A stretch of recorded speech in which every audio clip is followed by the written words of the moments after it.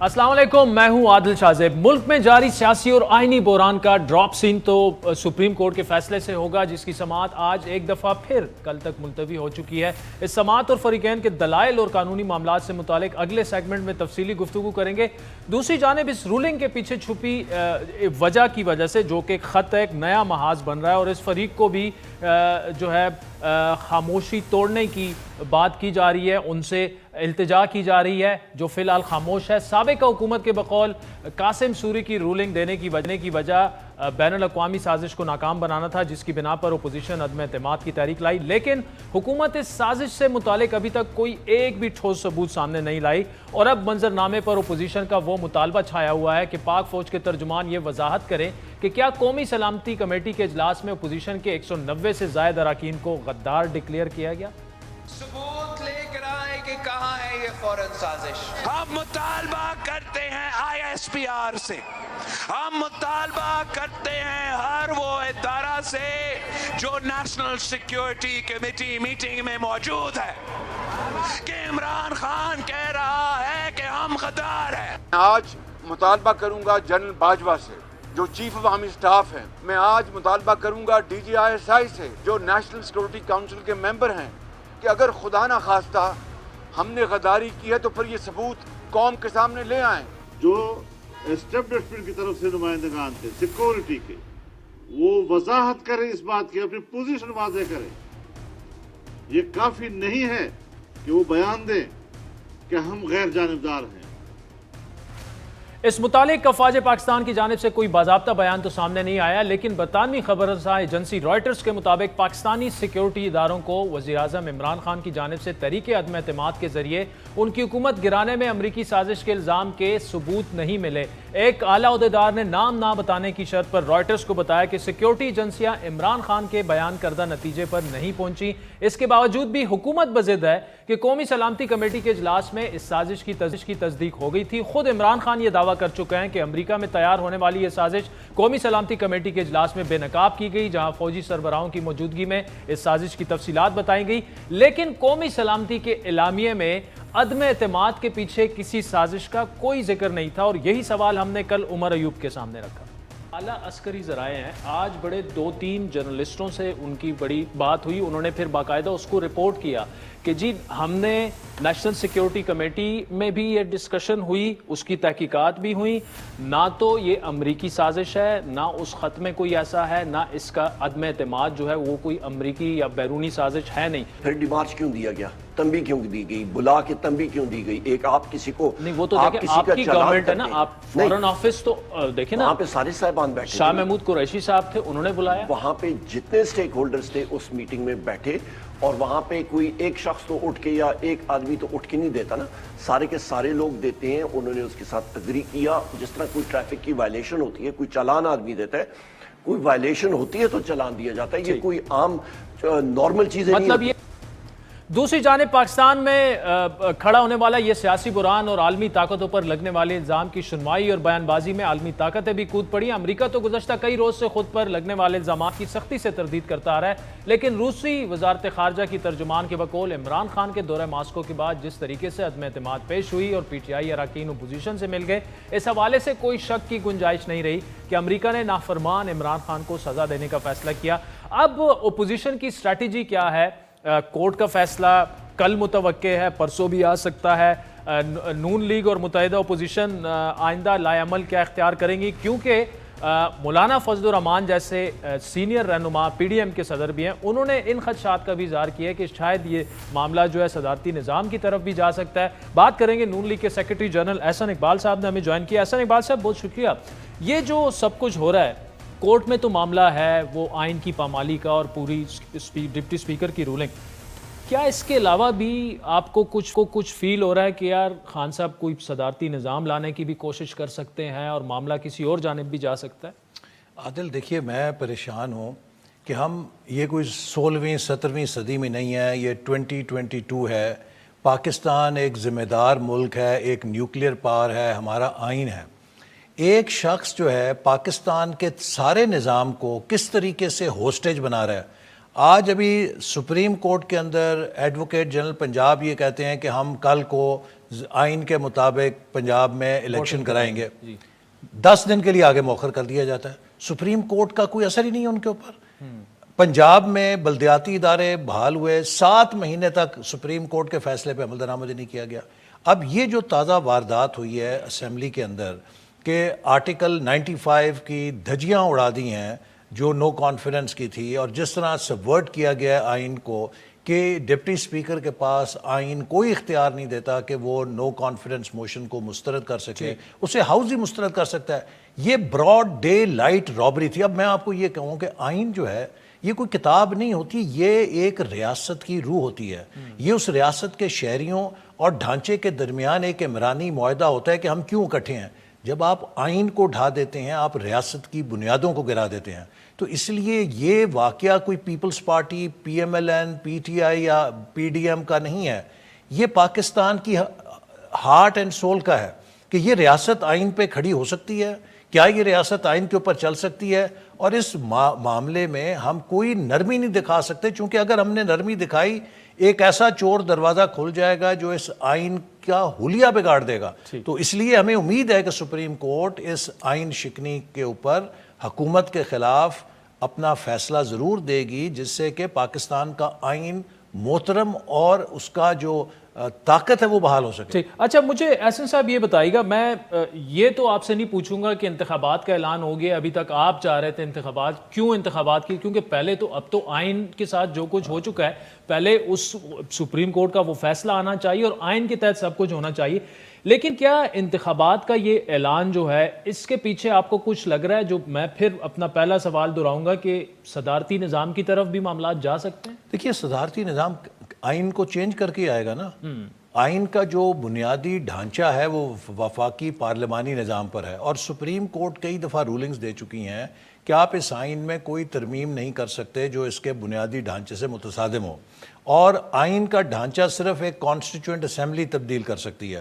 تو اس لیے یہ خام خیالی ضرور ہو سکتی ہے, اور پاکستان نے صدارتی نظام کا جتنا تجربہ کیا ہے, ایوب خان صاحب کیا وزیر اعظم تھے, یحییٰ خان وزیر اعظم تھے, ضیاء الحق وزیر اعظم تھے, مشرف وزیر اعظم تھے, جتنے صدر ہم نے بھگتے ہیں شاید کسی نے بھگتے ہوں, لیکن پاکستان کا جو فیڈرل سٹرکچر ہے, اس میں صوبے ہیں, اس میں ایک ڈائیورسٹی ہے, اس کے لیے فیڈرل پارلیمنٹری سسٹم ہی ایک نظام ہے جو اس کی اکائیوں کو اکٹھا رکھ سکتا ہے. تو یہ ایک ایسی بحث ہے کہ جو کئی دفعہ کی گئی ہے, ہر دفعہ ہم اس سے پیچھے ہٹتے ہیں. میں صرف یہ عرض کرنا چاہتا ہوں کہ اس وقت ہم ایک ڈیفائننگ مومنٹ پہ ہیں. آپ دیکھیے کہ حکومت نے پاکستان کے مفادات کو کیسے کھیل رہی ہے. اس خط تھیوری کے پیچھے جو پوری ڈپلومیسی ہے پاکستان کی, اس کو اڑا دیا ہے. آج اگر آپ نے خوددار بننا ہے تو آپ کو اکنامک سیکیورٹی چاہیے. پاکستان کے اکنامک سٹیک ہولڈرز کون ہیں؟ چائنا ہے سب سے بڑا انویسٹر. سی پیک کا آپ نے کیا اشر کیا, چین کو آپ نے الزامات لگائے, بھونڈے, ناراض کیا. دوسرا بڑا سٹیک ہولڈر یورپین یونین ہے, اس کا آپ نے ڈنکا بجا دیا جلسے کے اندر. تیسرا بڑا سٹیک ہولڈر آپ کی ایکسپورٹ مارکیٹ, اور ایک ایسا ملک جہاں سے آپ نے ٹیکنالوجی لینی ہے, اس کی یونیورسٹی سے آج بھی فل برائٹ اسکالرشپ کے ذریعے ہم اپنے بچے وہاں بھیج رہے ہیں. چین نے جب ترقی کی, ڈینگ زیاؤپنگ نے کئی لاکھ اپنے طالب علم امریکہ کی یونیورسٹیوں میں ٹریننگ کے لیے بھیجے, انہوں نے آگے چین کو ڈیولپ کیا, ہم اس کو تماشا بنا دیا. خلیجی ممالک ہمارا چوتھا سٹیک ہولڈر ہیں, ان کے ساتھ آج ہمارے تعلقات کدھر کھڑے ہیں. میں یہ کہتا ہوں کہ ایک شخص جو دعویٰ کر رہا ہے کہ میں پاکستان کو بڑا خود مختار بنا رہا ہوں, اگر آپ پاکستان کی معاشی بنیادوں کو ڈھا رہے ہیں تو آپ کس خود مختاری کی بات کر رہے ہیں, کس کو دھوکہ دے رہے ہیں؟ ایک چیز کا جواب دیجئے, یہ جو اپوزیشن کی تقریباً تمام لیڈرشپ اب افواج پاکستان کے ترجمان سے وہ مطالبہ کر رہے ہیں کہ جی وہ جو خط کی جو بھی نیشنل سیکیورٹی کونسل میں وہ پیش ہوا, اس پر تھوڑا سا کلیئر کٹ اپنا ورژن دیں کہ جی کیا یہ غدار ہیں ہم سارے اور یہ عالمی سازش ہے یا نہیں ہے. لیکن اسی نیشنل سیکیورٹی کمیٹی کی میٹنگ میں اس کا اپوزیشن نے بائیکاٹ کیا, تو اگر آپ لوگ چلے جاتے ہیں, یہ دو علیحدہ میٹنگز ہیں. اچھا دیکھیے یہ جو حکومت جس نیشنل سیکیورٹی کمیٹی کا منٹس کا ذکر کر رہی ہے, یہ وہ کمیٹی ہے کہ جس میں سربراہان افواج ہوتے ہیں اور حکومت کے وزراء ہوتے ہیں. یہ جس نیشنل سیکیورٹی جو ایک نیشنل سیکیورٹی کمیٹی جس میں اپوزیشن نہیں کی, وہ اسپیکر کی نیشنل سیکیورٹی کمیٹی ہوتی ہے. چونکہ ہمارا یہ موقف تھا کہ یہ خط ایک ڈرامہ ہے, یہ ایک ہماری صرف حاضری کے ساتھ اس کو لیجیٹیمیسی دینا چاہتے ہیں. جو نیشنل سیکیورٹی کمیٹی کی میٹنگ ہوئی جس میں عمران خان بھی تھے, افواج پاکستان کے ساتھ, اس میں اپوزیشن نہیں ہے شریک, وہ تو حکومت کی اپنی پرائم منسٹر کی نگرانی میں ہوتی ہے. لیکن اپوزیشن کو دعوت دی گئی نا. نہیں, میرے علم میں نہیں ہے کہ اس میں اپوزیشن کو دعوت دی گئی. اپوزیشن کو دعوت دی گئی جو اسپیکر کی ہاؤس کی سیکیورٹی کمیٹی ہے, اس میں پھر اپوزیشن نہیں گئی, چونکہ ہم سمجھتے ہیں کہ یہ سب ایک ڈرامہ اور فراڈ اور ثابت ہو گیا ہے. اب آپ یہ دیکھیے کہ جو حکومت نے یہ کہانی گھڑی ہے, اس کے بعد دنیا کا کون سا ملک ہے جو اپنے کسی ڈپلومیٹ کو کہے گا کہ پاکستانی ڈپلومیٹوں سے ملو جا کے؟ وہ پاکستان کا کون سا سفیر ہے کہ جو اپنی طرف سے کوئی تجزیہ کر کے الاؤنس دے گا کہ وہ کہے گا جی پتہ نہیں کس طرح سیاست میں مجھے ملوث کر دیں کہ الف لیلا کی کہانی لکھو تو فارغ ہو جاؤ. یہی جو ڈونلڈ لو امبیسڈر ہیں امریکہ کے, جن کے اسسٹنٹ سیکرٹری آف اسٹیٹ, جن کے بارے میں انہوں نے کہانی بنائی ہے کہ جی 7 مارچ کو انہوں نے یہ پاکستان کے خلاف سارا زہر اگلا ان کے بقول, 15 مارچ کو پاکستان ایمبیسی میں فنکشن ہوتا ہے, وہاں پہ انہیں کی نوٹ ایڈریس کے لیے بلایا ہوا ہے. آپ اس سے اندازہ کریں کہ بھی آپ صرف اپنی سیاست کو بچانے کے لیے اور اس کو زندہ کرنے کے لیے, چونکہ آپ کے پاس کوئی جواب نہیں مہنگائی کا, آپ کے پاس کوئی جواب نہیں بے روزگاری کا, آپ کے پاس کوئی جواب نہیں کہ ملک کے مفاد جو آپ نے وعدے کیے تھے لوگوں سے وہ کدھر گئے, آپ نے ایک نیا ایشو کا اسکینڈل بنا دیا. احسن صاحب یہ بتائیے گا کہ اب تو معاملہ سپریم کورٹ میں ہے, اب کیا آپ پر امید ہیں کہ وہی فیصلہ ہوگا جو آپ سمجھتے ہیں کہ ہونا چاہیے, یا پاکستان کی تاریخ رہی ہے, نظر ضرورت بھی آ سکتا ہے, درمیانی فیصلہ بھی ہو سکتا ہے؟ اسمبلی کی کارروائی تھی یہ کسی بند دروازے میں نہیں ہوئی, یہ لائیو نشر ہو رہی تھی, 22 کروڑ عوام اس کو دیکھ رہے تھے, یہ براڈ ڈے لائٹ رابری ہوئی ہے پاکستان کے آئین کے اوپر. اور ہمیں انشاءاللہ پورا اعتماد ہے کہ سپریم کورٹ کے سامنے یہ بلیک اینڈ وائٹ میں سامنے ہے. میں نے 2 دن جو کارروائی سنی ہے, کوئی اس بات کا انکار ہی نہیں کر سکتا کہ ڈپٹی اسپیکر کے پاس کوئی ایسا اختیار آئین دیتا ہی نہیں ہے, اور جو آئین ہے وہ اتنا کلیئر ہے آرٹیکل 95 کہ اس میں کسی تشریح کی بھی ضرورت نہیں ہے. تو جہاں بلیک اینڈ وائٹ میں ساری چیز ہو تو مجھے نہیں اس میں لگتا کہ کیوں کر سپریم کورٹ جو ہے وہ حکومت کے موقف کو تسلیم کرے گی. ٹھیک, اچھا مجھے بتائیے گا, مولانا صاحب نے آج کہا کہ جی شاید اداروں کے اندر ابھی بھی نیوٹرلٹی پر ان کا سوال ہوا کہ جی یہ سب کچھ جو ہوا, جو معاملہ سپریم کورٹ گیا اور پورا جو قومی اسمبلی میں ہوا, کچھ لوگ ایسے ابھی بھی شاید ان کے بقول موجود ہیں جو کہ اس میں ملوث ہیں. کیا یہ اپوزیشن کا موقف ہے یا مولانا صاحب کا اپنا موقف؟ دیکھیے ان کے پاس ضرور معلومات ہوں گی کہ جس کے اوپر انہوں نے یہ کہا ہے, لیکن میں یہ بات ضرور کہنا چاہتا ہوں کہ نیشنل سیکیورٹی کمیٹی کے بعد جس طریقے سے پرائم منسٹر نے اور پی ٹی آئی نے ہمارے قومی دفاعی اداروں کے سربراہوں کو اور اس کمیٹی کے اندر اپنے موقف کی تائید میں ہمارے مسلح افواج کے سربراہوں کا نام لے لے کر یہ کہا ہے کہ انہوں نے تائید کی ہمارے موقف کی, ان کو ضرور امبیرس کیا ہے. اب ان کو کلیریفیکیشن دینی چاہیے کہ کیا, دیکھیے یہ کوئی عام بات نہیں ہے. میں ایک پاکستانی ہوں and I am also proud Pakistani. ٹھیک ہے, میں عمران خان صاحب سے اگر زیادہ نہیں تو ان سے کم بھی محب وطن نہیں ہوں. الحمدللہ 1,60,000 میرے حلقے کے نارووال کے لوگوں نے مجھے ووٹ دیا ہے, اسمبلی بھیجا ہے. باقی ہر ایم این اے جو اسمبلی میں اپوزیشن کے لاکھوں ووٹ کروڑوں لے کر آیا ہے, آپ ہم سب کو غدار کہہ رہے ہیں. میں آپ کے پروگرام سے چیف جسٹس سپریم کورٹ کو کہوں گا کہ آرٹیکل 5 لگا کے ڈپٹی اسپیکر نے ہم سب کو جو غدار قرار دیا ہے اس کی تحقیقات کریں. اگر ہم غدار ہیں تو ہمیں سر عام سپریم کورٹ کے سامنے پھانسی لگائیں, لیکن اگر ہماری حب الوطنی کو کسی نے جھوٹ کے اوپر غداری میں تبدیل کرنے کی کوشش کی ہے, میرے لیے میری حب الوطنی اتنی ہی قیمتی ہے جتنا میرا ایمان ہے. اس وطن کے ساتھ میرا پیار میرا مان ہے. اگر کسی نے مجھے غدار بنانے کی کوشش کی اپنی سیاست کی خاطر, اس نے جھوٹا الزام لگایا تو وہ جیل جائے. پھر ٹھیک, احسن اقبال صاحب thank you so much for joining us. ناظرین وقت تو چاہتا ہے اس کے بعد آج جو سپریم کورٹ میں سماعت ہوئی اس پر تفصیلی گفتگو کریں گے. بیرسٹر صلاح الدین صاحب سندھ بار کے صدر ہیں اور آج انہوں نے سپریم کورٹ میں دلائل بھی دی, اور سابق اٹارنی جنرل جناب اشتر اوصاف صاحب بھی ہمیں جوائن کریں گے ہمارے ساتھ. ویلکم بیک ناظرین. ڈپٹی اسپیکر قومی اسمبلی کی جانب سے تحریک عدم اعتماد سے متعلق رولنگ کے آئینی اور قانونی ہونے کا تعین تو سپریم کورٹ نے اب کرنا ہے. آج کی سماعت میں اپوزیشن جماعتوں کے وکلاء نے اپنے دلائل دیے, جبکہ چیف جسٹس عمر عطا بندیال کی سربراہی پر مشتمل 5 رکنی بینچ نے کچھ سوالات بھی اٹھائے. سماعت کے آغاز پر پیپلز پارٹی کے وکیل سینیٹر رضا ربانی نے دلائل میں کہا کہ جو کچھ ہوا اس کو سویلین مارشل لا ہی کہا جا سکتا ہے. سسٹم نے सिस्टम ने जो है अस खुद ही अपना मुतबादिल तैयार कर लिया जो कि गैर आइनी है। रज़ा रब्बानी ने मजीद कहा कि स्पीकर की रूलिंग गैर कानूनी थी, तहरीक अदम एतमाद वोटिंग के बगैर ख़त्म ही नहीं हो सकती, आर्टिकल 95 के तहत वोटिंग का अमल ज़रूरी था और वोटिंग जो है वो आइनी कमांड है। उन्होंने मजीद कहा कि बगैर सबूत और शवाहिद के डिप्टी स्पीकर का अपोजिशन अरकान को गद्दार करार देना गलत था। रज़ा रब्बानी ने इस्तदा की कि अदालत स्पीकर की रूलिंग को गैर आइनी करार दे और नेशनल सिक्योरिटी कमेटी के मिनट्स और खत मंगवाया जाए। अदालत स्पीकर की रूलिंग का अलदम करार देकर असेंबली को बहाल करे। नून लीग के वकील मखदूम अली खान ने दलाइल देते हुए कहा कि डिप्टी स्पीकर का स्पीकर की इजाजत के बगैर इख्तियारात इस्तेमाल करना गैर आइनी है। डिप्टी स्पीकर ने रूलिंग पढ़ते हुए स्पीकर का नाम भी लिया। मखदूम अली खान ने मजीद ये कहा कि सुप्रीम कोर्ट सिक्योरिटी इदारों को बुलाकर मुकम्मल ब्रीफिंग भी ले सकती है, जिस पर चीफ जस्टिस ने रिमार्क्स दिए कि अदालत का फोकस सिर्फ डिप्टी स्पीकर की रूलिंग है। अदालत की तरजीह है कि सिर्फ इसी नुक्ते पर फैसला हो, सिर्फ देखना यह है कि डिप्टी स्पीकर की रूलिंग का अदालती जायजा लिया जा सकता है या नहीं। इसके बाद से हाई कोर्ट बार के साबिक सदर बैरिस्टर सलाउद्दीन ने अपने दलाइल देते हुए कहा कि सुप्रीम कोर्ट को स्पीकर की रूलिंग आइन के तहत जांचने का मुकम्मल इख्तियार है। जिसके बाद पीटीआई के वकील बाबर अवान ने कहा कि मैंने तफसीली दलाइल देने हैं, कल दलाइल देने की इजाजत दें। सदर आरिफ अलवी की जानिब से बैरिस्टर अली जफर ने कहा कि मुझे भी कुछ घंटे दलाइल देने के लिए चाहिए। चीफ जस्टिस ने रिमार्क्स देते हुए कहा कि मुकदमा वहीं खड़ा है जहां से शुरू हुआ था। निगरान हुकूमत इसलिए नहीं बन पा रही क्योंकि सुप्रीम कोर्ट में मुकदमा ज़ेरे समात है। उन्होंने यह भी कहा कि केस जल्द निपटाना चाहते हैं। निगरान हुकूमत का कयाम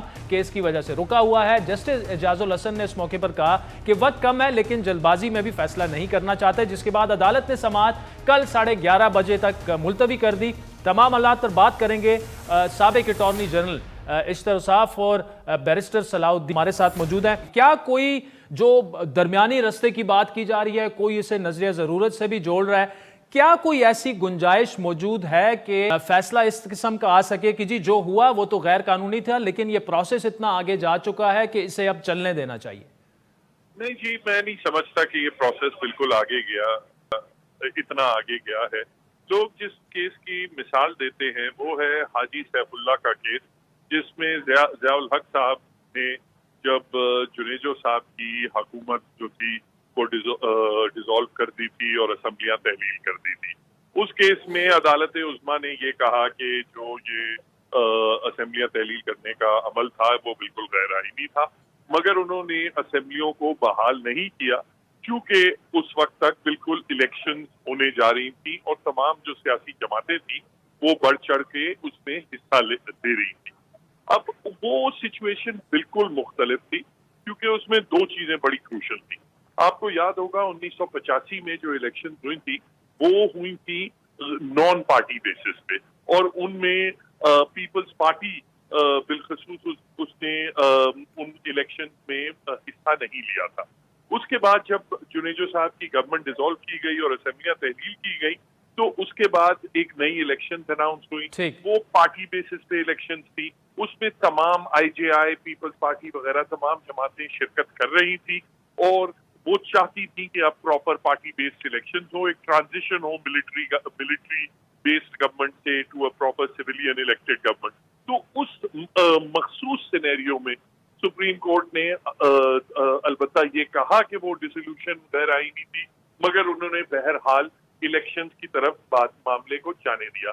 यहाँ मगर अभी तक इलेक्शंस का कोई अमल शुरू तो नहीं हुआ। अभी तक सिर्फ एक जो डिसॉल्व करने का मशवरा हुआ है और सदर साहब ने उस पर हुक्म तो जारी कर दिया है, मगर बाकायदा तौर पे इलेक्शन ना कोई care taker prime minister appoint हुआ है ना ही, और पहले दिन ही अदालत उज़्मा ने ये कह दिया था कि अब इसके बाद जो तमाम कार्रवाई होगी, जो भी कदम लिए जाएंगे वो हमारे ऑर्डर के मुताबिक रहेंगे, हमारा ऑर्डर उनको इंक्लूड करेगा। तो मैं नहीं समझता कि इतना मामला आगे गया है कि अदालत अगर ये कहती है कि स्पीकर की रूलिंग गैर आईनी थी तो मैं समझता हूँ वो असेंबलियों को भी बहाल करेंगी اور پھر وہ نو کانفیڈنس موشن پہ دوبارہ ووٹنگ بھی ہو سکتی. ٹھیک ہے. اشتر استاد صاحب، بیرسٹر صلاح الدین تو یہ کہہ رہے ہیں کہ جی کوئی درمیانے رستے کی گنجائش نہیں ہے، نہ بات اتنی آگے بڑھی ہے کہ یہ کہا جا سکے کہ جی اب الیکشنز کی طرف ہی جایا جائے. آپ سے سر میرا سوال یہ کہ جیسے ہی یہ معاملہ ہوتا ہے تو سو موٹو لے لیا جاتا ہے، اور سو موٹو جو ہے وہ غیر معمولی حالات میں لیا جاتا ہے. تو کیا ایسے بھی ہو سکتا تھا کہ یہ جو ڈپٹی سپیکر کی رولنگ تھی اسے ایک انٹرم ریلیف کہہ دیں یا سٹے کہہ دیں یا جو بھی کہہ دیں قانونی زبان میں، کہ جی وہ ہو جاتا اور اس کے بعد یہ چلنے دیا جاتا؟ کیونکہ 3-4 دن سے ملک میں نہ حکومت ہے نہ اسمبلی ہے، کیونکہ زیادہ تر لیگل فٹرنٹی میں لوگ سمجھتے ہیں کہ ایسا بھی ہو سکتا تھا.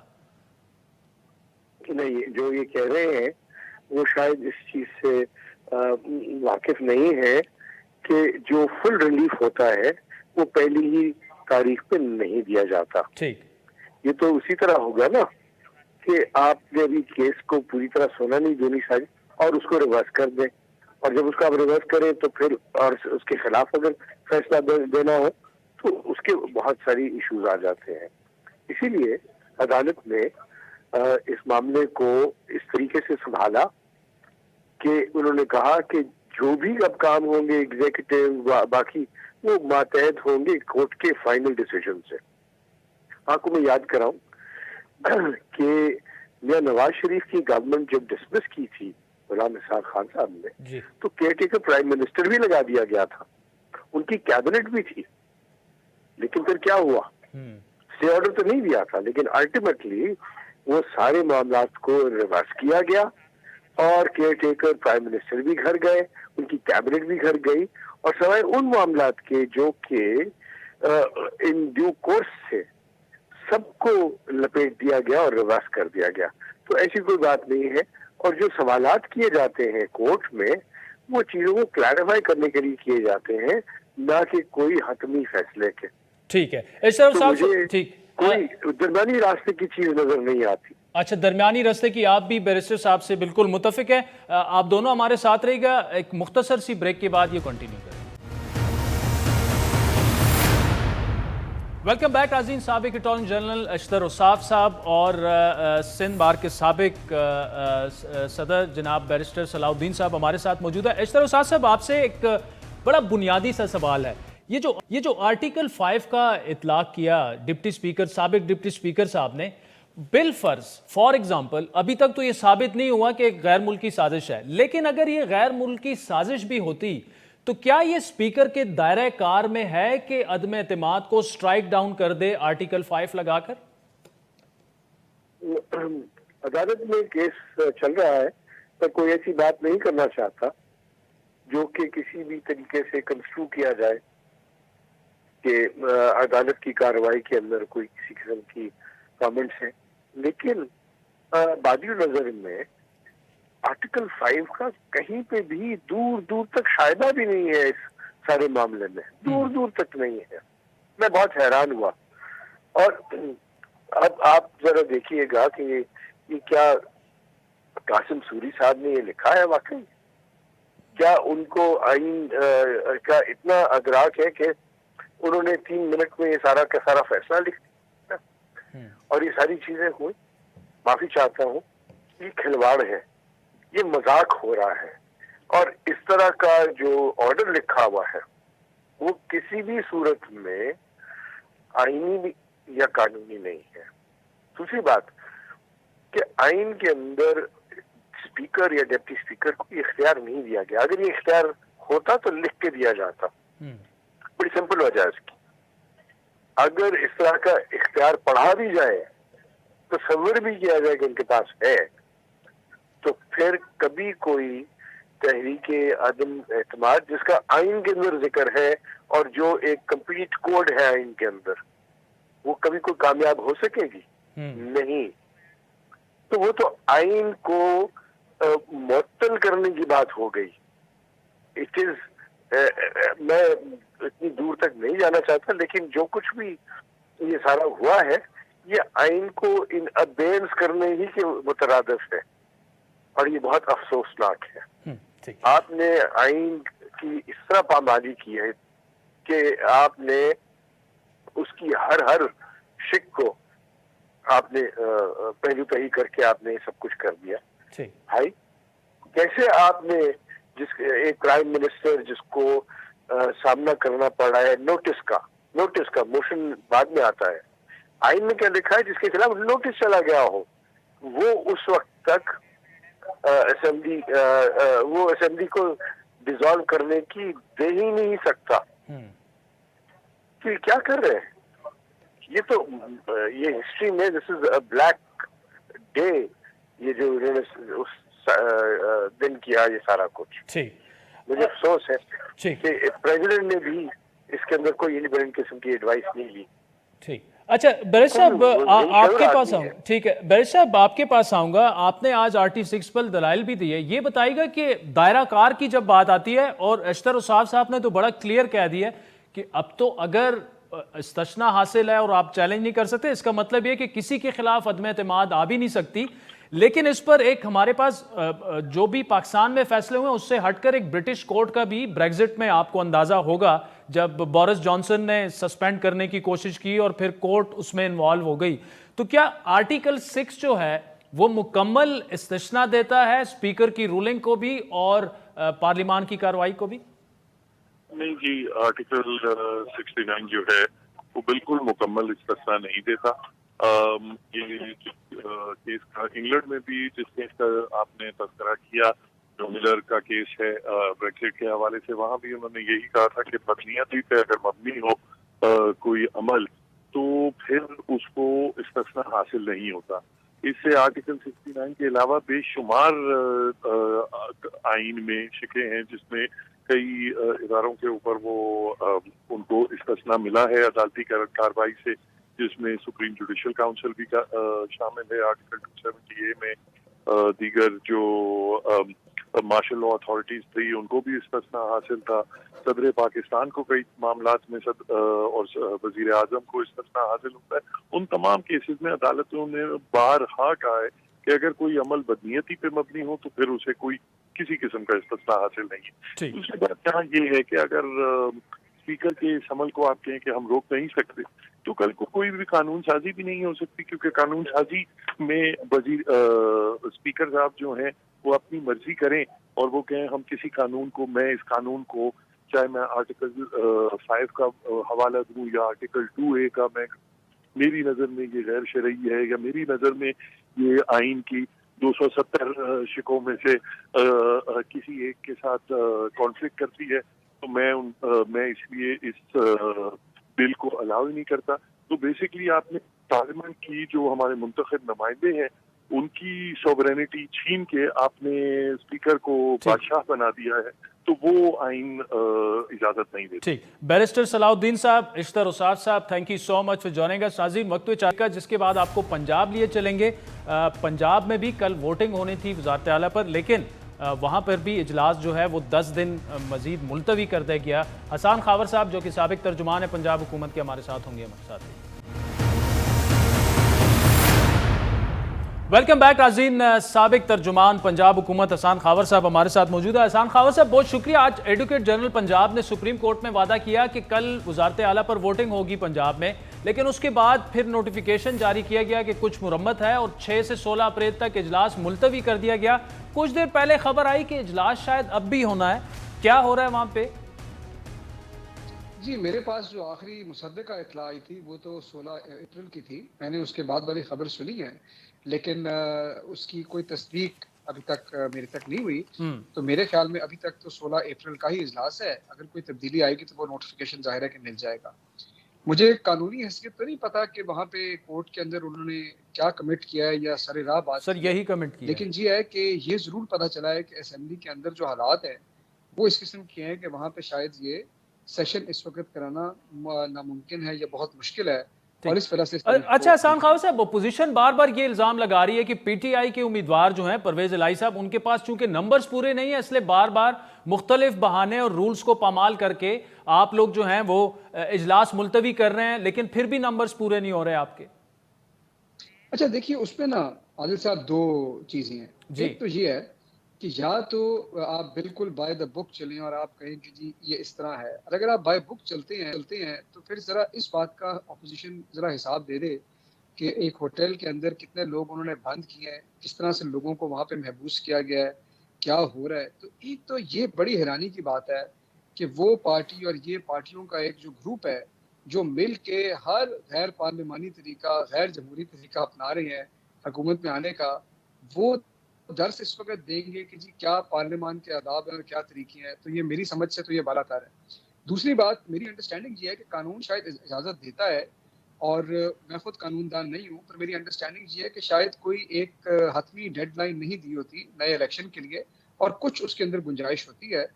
تو بہتر ہے، دیکھیے اگر کسی کے نمبر پورے ہیں اور اپنے اوپر پورے ہیں تو پھر 5 دن ادھر یا 10 دن ادھر کوئی فرق نہیں پڑتا. لیکن میں آپ کو بتا رہا ہوں کہ ان کے نمبر پورے نہیں ہیں، انہوں نے لوگوں کو بٹھا کے رکھا ہوا ہے، لوگوں پہ دباؤ ڈالا ہوا ہے. تو ہمارے ٹرن کوٹس ان کے ساتھ ہیں، ہمارے لوگ بھی ہیں جو ضمیر بیچنے والے ہیں بعض ان کے ساتھ.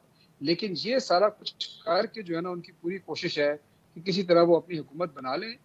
اور اس بات پہ میں حیران بھی ہوں کیونکہ پہلے اپوزیشن کا دیکھیے پروسیس کو اگر ایک طرف رکھ دیں، اپوزیشن کا بیانیہ یہ رہا کہ جی آپ الیکشن کرا لیں، الیکشن کرا لیں. اب آج حکومت نے، پی ٹی آئی کی حکومت نے ان کو الیکشن پلیٹ میں رکھ کے دے دی ہیں، اور اب وہ کبھی کوئی رائٹ جا رہا ہے، کوئی لیفٹ دوڑ ہے، سمجھ نہیں آ رہی کہ کیوں الیکشن سے وہ دوڑ رہے ہیں. خان صاحب، ایک تو پروسیس کو آئی ایم سوری لیکن سائڈ پر نہیں رکھا جا سکتا. فار ایگزامپل قومی اسمبلی میں عدم اعتماد اگر ٹیبل ہو جاتی ہے تو 7 دنوں کے اندر اندر انتخابات کرانے ہوتے ہیں. اب قومی اسمبلی میں تو چلیں انتخابات کا اعلان ہو گیا، پنجاب میں نہیں ہوا.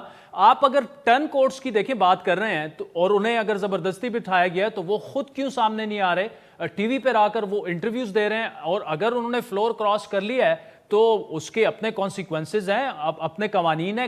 قائد ایوان چناؤ کے لیے جب اجلاس بلایا گیا تو پھر اس کے بعد آپ اس کو ملتوی نہیں کر سکتے، ووٹنگ کرانی پڑتی ہے. ایک دفعہ ملتوی ہو گیا، پھر اب دوبارہ ملتوی کر دیا گیا. اچھا دیکھیے نہیں، میں بالکل پہلے پروسیس کے حوالے سے میں بالکل یہ نہیں کہہ رہا کہ پروسیس امپورٹنٹ نہیں، پروسیس بہت امپورٹنٹ ہے. میں تو صرف ان کے جو بیانیے کا دوغلا پن ہے وہ سامنے لانا چاہ رہا ہوں کہ اگر خواہش یہی تھی کہ فریش الیکشن کال ہوں تو فریش الیکشن تو کال ہو گئے، اب اس سے بھاگنے کی کیا ضرورت. لیکن بہرحال پروسیس کی کریڈیبلٹی اپنی جگہ، وہ سب جوڈس ہے، اور اس پہ سپریم کورٹ کا جو فیصلہ ہوگا وہ ہر ایک کے اوپر ظاہر ہے کہ واجب ہوگا، اس کو ہمیں ماننا پڑے گا اور اس کی انشاءاللہ. جہاں تک بات ہوگی پنجاب اسمبلی کی، تو دیکھیے صرف ایسے نہیں ہیں، کچھ لوگ ایسے بھی ہیں جن کو زبردستی بھی بٹھایا ہوا ہے، کچھ کو اس جگہ رکھا ہوا ہے تاکہ ہم ان سے کمیونیکیٹ نہ کر سکیں، بات نہ کر سکیں. حالانکہ اگر اتنے ضمیر صاف ہوتے تو پھر لوگوں کو بند کر کے ہوٹل میں تو نہ رکھتے، پھر تو ان کو چلنے دیتے، کہتے جی آپ بات کریں. اور یہ لوگ اگر اتنے ہی وہ کیا کہنا چاہیے کہ ضمیر پرست ہیں یا ان کے اچھے ضمیر جاگ رہے ہیں، تو ہماری پارٹی کے وہ لوگ پہلے استعفے دیتے. تو یہ جو کمیونیکیشن کے چینل وہ بند کرنا چاہتی ہیں، یہ جو چاہتی ہیں کہ ان تک کوئی آواز تو کیا سورج کی روشنی تک نہ پڑے، تو یہ اس بات کا انڈیا دیتی ہے کہ یہ بیچ میں فاؤل پلے کر رہی ہیں. بہرحال جی آپ کی بات ٹھیک ہے کہ جس دن بھی اسمبلی کا سیشن ہوگا یہ ساری بات. اچھا، آپ جو یہ دعویٰ کر رہے ہیں کہ کچھ لوگوں کو سورج کی روشنی نہیں دیکھنے دی جا رہی، ان کی کمیونیکیشن بند ہے پی ٹی آئی کے ایم پی ایس کی، تو آپ ان کے نام سامنے کیوں نہیں لاتے؟ کون لوگ ہیں، کتنے ہیں؟ ابھی بھی تقریباً بہت سے معاملات میں حکومت آپ کی ہے، گورنر صاحب آپ کے، تو آپ کمپلین کریں، قانونی طور پر اس کو اٹھائیں. جی بالکل، تمام قانونی آپشنز پہ بھی غور کر رہی ہے اس وقت کیا ہو سکتا ہے.